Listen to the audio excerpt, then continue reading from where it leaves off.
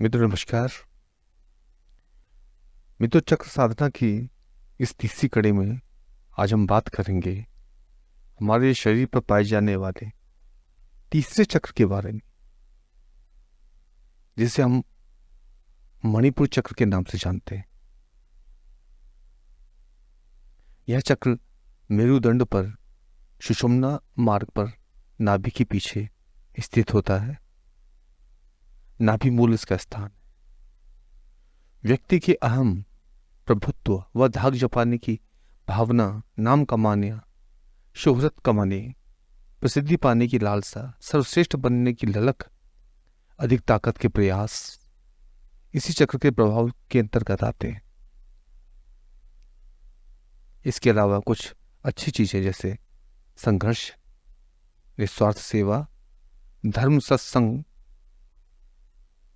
आदि भी इसी चक्र से प्रभावित होते हैं। कर्म व धर्म में संतुलन भी इसी चक्र के द्वारा हमारे जीवन में आता है। यह अग्नि तत्व प्रधान है, अर्थात यह चक्र हमारे शरीर में अग्नि तत्व का प्रतिनिधित्व करता है।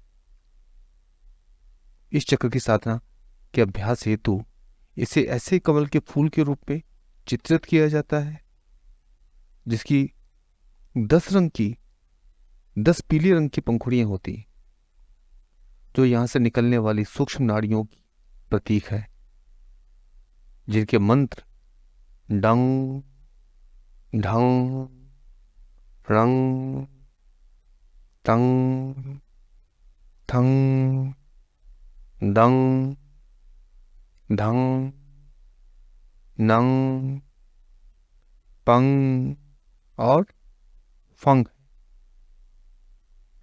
इस चक्र का बीज मंत्र रम है। इसका जो बीज वाहन है वह मेष है, मेढ़ा।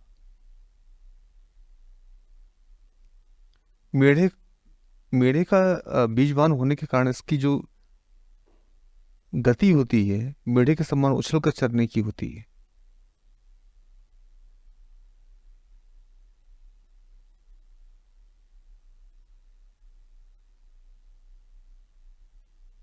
नाभि हमारे शरीर का जो पावर हाउस है, सारी जो ऊर्जा का केंद्र भी हमारी नाभि ही होती है।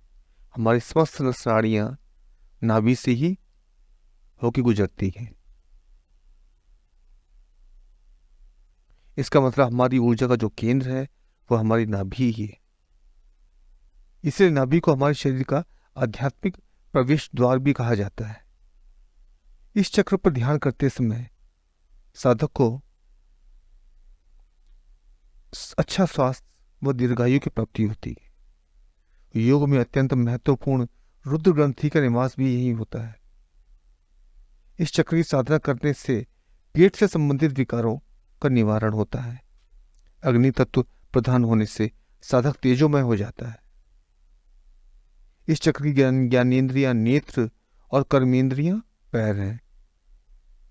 यह चक्र त्रिकोणाकार है जो रक्त वर्ण का है। इस चक्र का लोक स्व है। इस चक्र के जो देवता है वो रुद्र है, जो अपनी चतुर्भुजा शक्ति लाकिनी के साथ में है।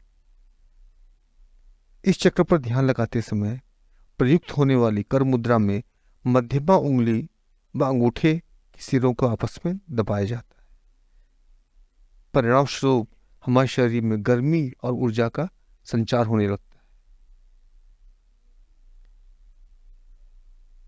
अगर आप किसी ऐसी स्थिति में फंस जाए जहां आपको ठंड का अनुभव हो तो आप इस कर मुद्रा का प्रयोग कर सकते हैं।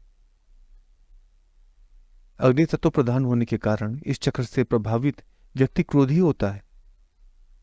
इसीलिए इस चक्र को सूर्य चक्र या सोलर प्लेक्सिस भी कहा जाता है। बीजवाहन मेढ़ा होने के कारण व्यक्ति में मेढ़े के स्वाभाविक गुण आ जाते हैं। स्वाभिमान, बलवान, ताकतवर, अभिमान जैसे गुण साधक में स्वाभाविक रूप से होते हैं। जोश और अहम मेढ़े में शक्ति के साथ ही मौजूद होता है। हालांकि यही गुण वृषभ सांड में भी होता है। पर उसमें मेढ़े के समान स्फूर्ति व उछल कर लड़ने का स्वभाव नहीं होता।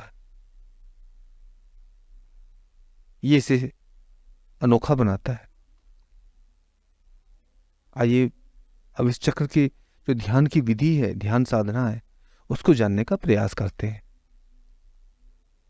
इस चक्र पर ध्यान लगाने के लिए साधक को सर्वप्रथम किसी भी ध्यान के शास्त्रीय आसन पर बैठे जिसमें वो अधिक समय तक बैठ पाए, ऐसी अवस्था लें।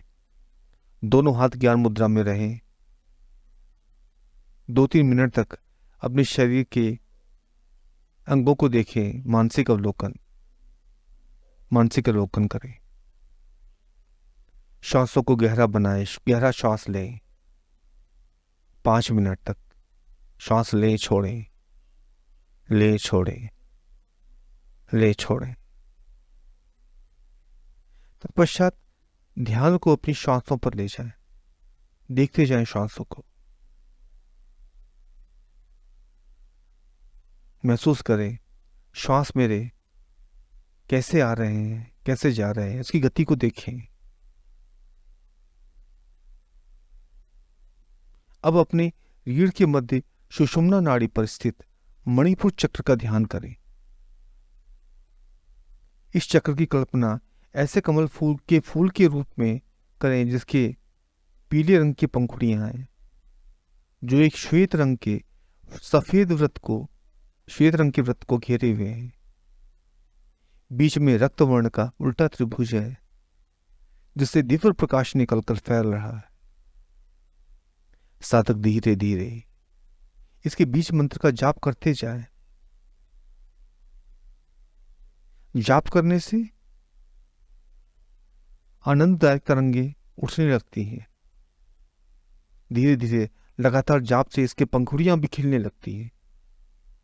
इनसे निकलने वाला दिव्य प्रकाश बहुत ही सुख व आनंद देने वाला होता है। हमारा शरीर बहुत ही शांत अवस्था में पहुंच जाता है और साधक इस अवस्था में आनंदित रहता है। उसका इस अवस्था से बाहर आने का मन ही नहीं करता। जब हमारी कुंडलिनी शक्ति इस चक्र के भेदन हेतु स्पर्श करती है तो यह चक्र परम ऊर्जा से भर जाता है। साधक को तेज, ऐश्वर्य और अच्छा स्वास्थ्य प्राप्त होता है। ऐश्वर्यशाली होने के कारण इसको मणियों का नगर भी यानी मणिपुर चक्र भी कहा जाता है।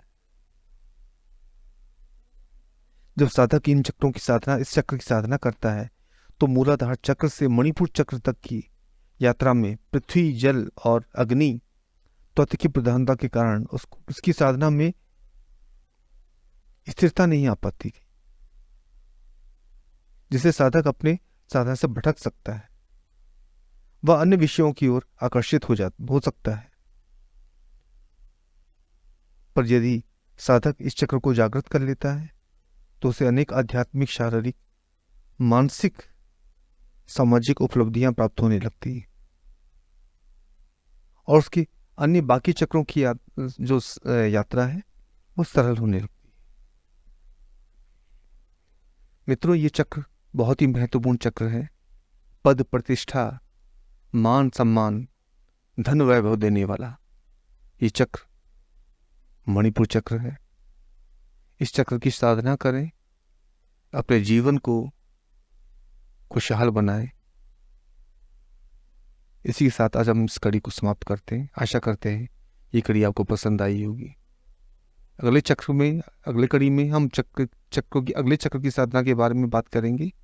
इसी के साथ आज की इस कड़ी को समाप्त करते हैं। आप सभी को नमस्कार। आप सभी का दिन शुभ और मंगलमय।